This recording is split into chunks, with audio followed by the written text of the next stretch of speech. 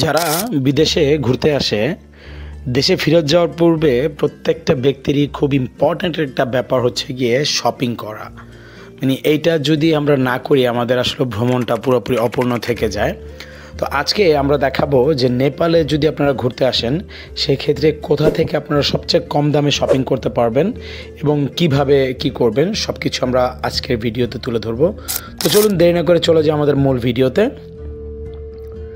আসসালামু আলাইকুম and hello everyone. গলাটা ভাঙা, একদমই ঠান্ডা ঠান্ডা একটা ভাব। সো গলার কারণে যদি কথা বুঝতে অসুবিধা হয় এই জন্য আগেই সরি বলে নিচ্ছি। আর যারা আমার চ্যানেলে নতুন দেখতেছেন সবাইকে সাবস্ক্রাইব করার জন্য অনুরোধ রইল, আর ফেসবুক থেকে হলে ফলো করে দিবেন।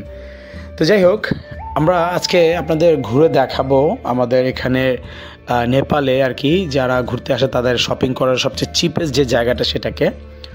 নর্মালি এখানে যেটা হয়, নেপালে ঘুরতে আসলে আমরা সবাই কাঠমান্ডুতে আসলে অবতরণ করি এবং এখান থেকে আমাদের ফ্লাইট ধরতে হয়। তো আমি অন্য কোনো শহরে আর আসলে ব্যাপারটা করব না। আপনারা পোখরা ঘুরতে গেলে ওখান থেকেও শপিং করতে পারেন, বা অন্য অন্য যে জায়গাগুলো আছে চিতওয়ান বা আরও জায়গাগুলো আছে করতে পারেন, বাট ওই জায়গাগুলোতে খুবই এক্সপেন্সিভ হবে।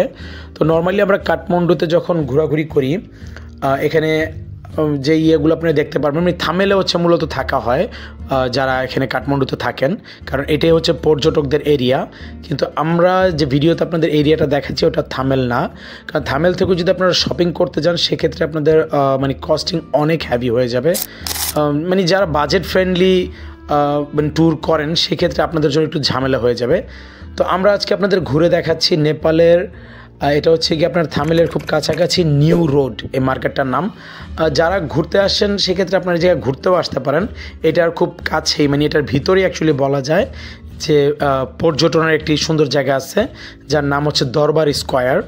এই জায়গাটা আপনারা যদি কাঠমান্ডুতে ঘুরতে যান নামটা অবশ্যই শুনবেন। তো সেই ক্ষেত্রে আপনারা যদি এখানে ঘুরতে আসেন এর পাশেই আপনারা আমাদের যেমন ধরুন গুলিস্তান বা আমাদের বাংলাদেশের নিউ মার্কেট, এই টাইপের যে আপনার জায়গাগুলো আছে যে আপনার শপিং করার মতো খুব চিপে। সো এই আপনার দরবার স্কোয়ারের পাশে হচ্ছে নিউ রোড জায়গাটার নাম। এই নিউ রোডে আপনি মোটামুটি সবই এখানে পেয়ে যাবেন শপিং করার মতো, জুয়েলারি থেকে শুরু করে ক্লোদিং, কাপড় চোপড়, জুতা, মানে মোটামুটি বলা যায় যে A to Z আপনি এখানে পাবেন এবং প্রাইজিংটা খুবই ভালো।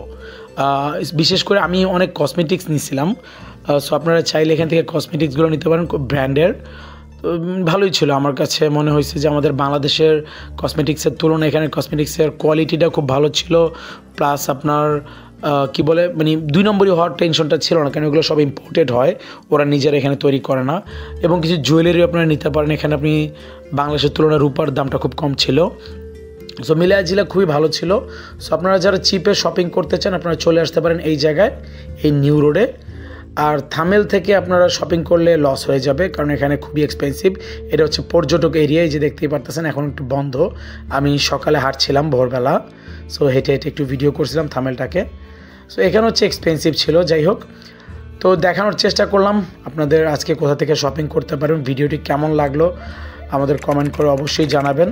আর আমাদের নেপাল নিয়ে আরও অনেকগুলো ভিডিও আছে একদম শুরু থেকে শেষ পর্যন্ত, যে আপনারা নেপালে কিভাবে আসবেন, ইমিগ্রেশনের যে ব্যাপারগুলো থাকে সব কিছু নিয়ে আমাদের আলাদা আলাদা ভিডিও করা আছে।